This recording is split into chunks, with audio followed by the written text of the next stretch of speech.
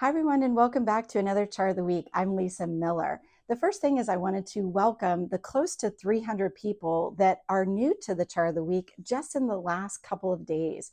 I'm so excited that you're here and welcome to this community. But let's talk about this Groundhog Day. I literally had somebody ask me yesterday, Lisa, are you a content creator or a change maker? And I'm like, oh my gosh, absolutely, hands down. Didn't even have to think about it. Change maker.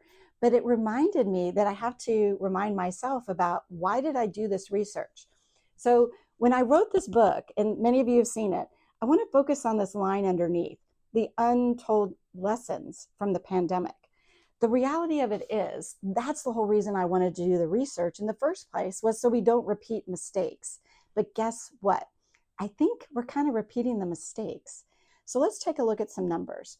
If I look at this chart behind me, there's three numbers. The first is, in today's world, there's acknowledgement from my survey just last month, 1,000 consumers 18 plus, that the media is contributing to the fear. And so I think that's kind of a positive sign to acknowledge that there's this external stuff coming at us, and maybe we can tune out some of that. The next is around tariffs. The tariffs are definitely real, and I get that, but it's creating a lot of amplified fear that is impacting our business decisions. It might be impacting our personal decisions, and it's just creating a lot of fear. But the next number is the one I want to spend a little bit more time with. 20% of consumers basically said their companies should be reinventing every year or less. And that's really the issue. So the so what, now what of things are perfectly predictable, but we missed it, is we are not learning from the lessons from the pandemic.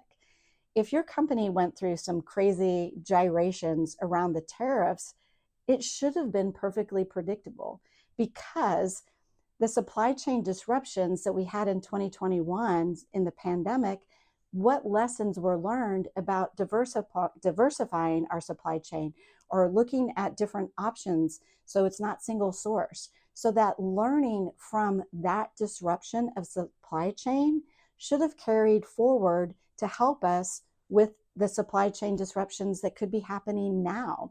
So it was perfectly predictable, but we didn't document those learnings that we had from the pandemic. And I think that is really the key message in the so what, now what.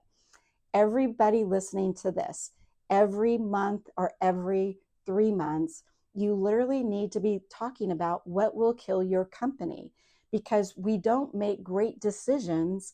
The anxiousness and the anxiety and the fear doesn't allow us to make great decisions, even from a business standpoint, when we're in crisis mode. So do those meetings once a month, once every 3 months, to actually say, what can disrupt us? And that idea of permanent disruption is real. So let's not be surprised by it anymore. Let's learn.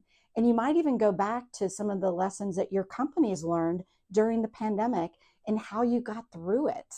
And I think that is really the point of today. Do not let things catch you off guard. Most things are perfectly predictable.